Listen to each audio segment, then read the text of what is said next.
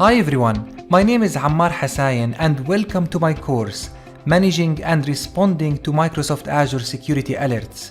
I'm a Microsoft MVP and a cloud security architect with over 15 years of experience working in large enterprises across the globe. Most of my work these days is with the cloud computing and secure infrastructure. Being able to detect incidents and respond to emerging threats is top of mind for every security professional.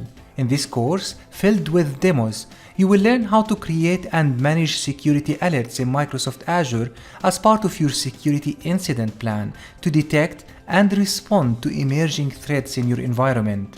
Some of the major topics that we will cover include how alerts work in Microsoft Azure and what you can alert on, how to create and customize alerts to respond to security incidents, and here I'm going to walk you through a lot of demos that reflects actual real scenarios. And finally, I will show you how to configure playbooks in Azure Security Center to automate your responses to security alerts.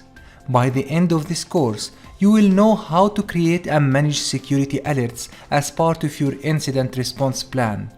Before beginning this course, you should be familiar with Microsoft Azure. I hope you will join me on this journey to learn how security alerts work with the Managing and Responding to Microsoft Azure Security Alerts course at Pluralsight.